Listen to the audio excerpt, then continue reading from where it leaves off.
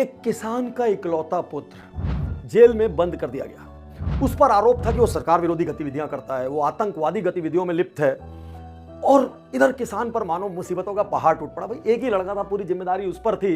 किसान बूढ़ा हो चुका था, वो क्या करता। तो किसान बड़ा दुखी होकर जेल में एक दिन मिलने पहुंचता है और अपने बेटे से कहता है, बेटा तू तो जेल के अंदर बंद है, मुझे मालूम है तू कुछ नहीं कर पाएगा, लेकिन बहुत तकलीफ है। वो कहता है, पिताजी क्या बात है। बोले, बेटा घर के पीछे बहुत कबाड़ जमा हो गया है, उस कबाड़ में से लगातार सांप वगैरह निकलते रहते हैं, बहुत घबराहट होती है, इतना कबाड़ है, मजदूर लगेंगे, अब तो पैसे भी नहीं है, क्या करूं।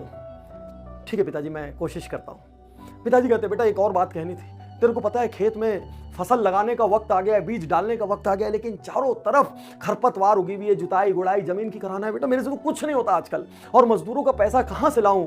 बेटा जल्दी से बाहर आ जा। और ये कहकर पिता के 2 आंसू गिर गए। और ये कहानी आज मैं किन के लिए सुना रहा हूं, जिनके जीवन में कोई चैलेंज है, कोई प्रॉब्लम है, रास्ता नहीं नजर आ रहा है, कोई अपॉर्चुनिटी है मगर उनको एनकैश नहीं कर पा रहे हैं, संसाधनों का अभाव है, पैसे का अभाव है, नेटवर्क का अभाव है, और ऐसा लग रहा है पता नहीं रास्ता कैसे निकलेगा। आज ये कहानी आपको बताएगी रास्ते कैसे निकलते हैं। और जेल में बंद बेटा अपने पिताजी को चिट्ठी लिखता है, पिताजी पिछली बार जब आप आए थे तो आपने कबाड़ साफ करवाने की बात कही, गलती से भी कबाड़ को मत हिलाना और किसी बाहर वाले आदमी को कबाड़ मत छूने देना। मैंने उसके पीछे कुछ चीजें छुपा कर रखी है, बाहर आ गई तो अनर्थ हो जाएगा। और अचानक 3 दिन बाद उसके पिताजी के घर पे खूब सारे सिपाही आ धमकते हैं, पूरा कबाड़ उलट पुलट करते हैं, पूरा निकाल के फेंक देते हैं, और देखते ही देखते वो हिस्सा साफ हो जाता है। अगले दिन किसान आश्चर्यचकित होकर वापस जेल पहुंच जाता है। बेटा वो तेरे कुछ दोस्त आए थे, उन्होंने पूरा कबाड़ वबाड़ साफ कर दिया। बेटा लेकिन मैं सोचता हूँ वो तो ठीक है, यदि खेत का भी कुछ हो जाता ना तो वाकई में खाने को रोटी हो जाती है। बेटा कहता है, पिताजी आप जाइए, वो भी हो जाएगा। देखिए जेल में बंद है, कोई साधन नहीं है, लेकिन innovative thinking, out of box thinking, जहां चाह वहां राज है, क्या होता है। और बेटा पिताजी को फिर से अगला पत्र लिखता है, पिताजी पिछली बार मैंने आपको कहा था कबाड़ के पीछे मैंने कुछ छुपा के रखा है, मैं भूल गया था। पिताजी मैंने कबाड़ से हटाकर उस चीज को खेत में 3-4 फुट अंदर गाड़ दिया है। आप किसी भी हाल में मजदूरों को खेत तक मत लाना, खुदाई मत करवाना, नहीं तो अनर्थ हो जाएगा पिताजी, सब राज खुल जाएगा, सब कुछ बाहर आ जाएगा। और अचानक अगले 2-3 दिन के भीतर खूब सारे सिपाही आ धमकते हैं, खेत को 3-4 फीट तक कोने से कोना खोद के रख देते हैं, और उसके बाद झल्लाते हुए वापस चले जाते हैं। पिता जेल पहुंचता है, बेटे से कहता है, बेटा भले ही तू जेल के अंदर बंद है, लेकिन तेरा कितना प्रभाव है, तूने यहीं बैठ के कबाड़ साफ करवा दिया, यहीं बैठ के पूरी खेत की खुदाई करवा दी।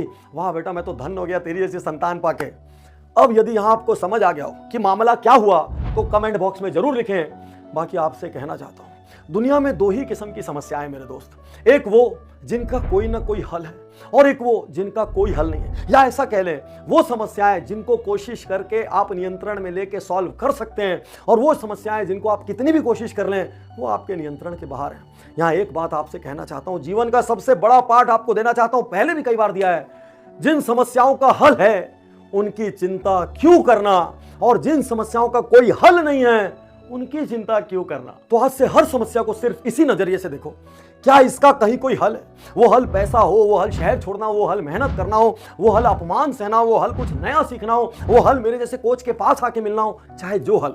यदि हल है तो हल की तरफ बढ़िए, यदि हल नहीं है तो उसको अपने दिमाग से डिलीट कीजिए, डंप कीजिए, जिंदगी आनंद से भर जाएगी। फिर से कह रहा हूं, दुनिया में उस किसान के बेटे की तरह यदि आउट ऑफ बॉक्स थिंकिंग लगाएंगे तो अधिकांश समस्याओं का कोई ना कोई हल है। दिक्कत यह है, लोग हल पे एक्टिवली काम करने की जगह, लोग सॉल्यूशन पे सोचने की जगह घर में बैठ के स्ट्रेस लेके बीपी बढ़ा के सिर्फ और सिर्फ प्रॉब्लम के बारे में सोचते हैं। शुक्रिया, धन्यवाद।